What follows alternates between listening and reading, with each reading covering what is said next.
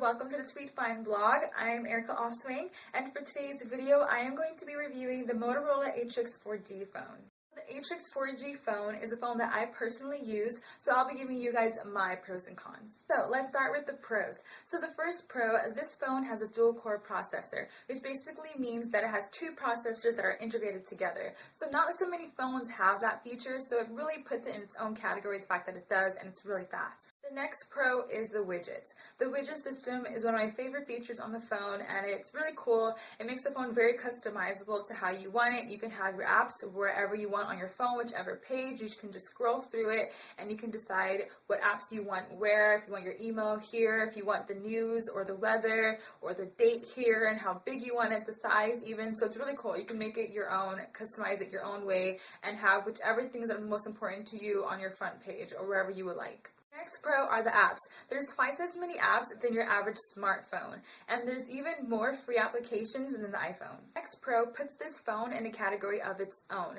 It can be used with a multimedia dock and even a laptop dock. So you can watch all your favorite videos you have on your phone on your entertainment center. It can even power a laptop. So you can be on your laptop and you actually will see your phone on the laptop screen. You can even call while you're on the computer. You can be setting up a date for lunch with your friends and Googling the location at the same time. The last pro are the communication options. So the first one is talk to text. So that one's cool because if you don't feel like texting or your fingers hurt from texting so much, you can just talk what you want to say and it'll read it out in the text. The next one's also the voice command. Moving on to cons. So the first con is the battery life.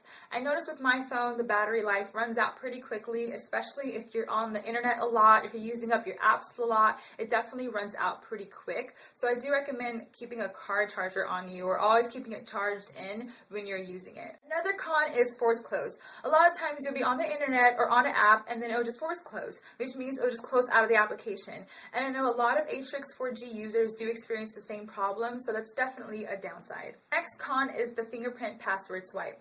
Now I know for some this can actually be a pro because it's pretty convenient. Basically what you do is you set up your password with your fingerprint. So you scan your finger over your phone and it logs you in. Well, I noticed for me, sometimes it wouldn't pick up my fingerprint, and then it just completely stopped picking it up altogether, and I had to actually manually put in a password. The next con is the sound.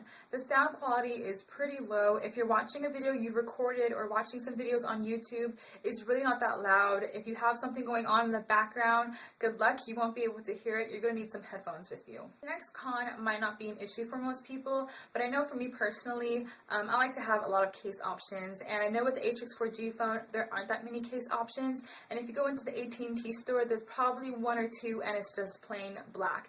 So I personally had to go online on the internet and order my case. I know the other Android phones like the Inspire and the Infuse actually do offer a lot more cases.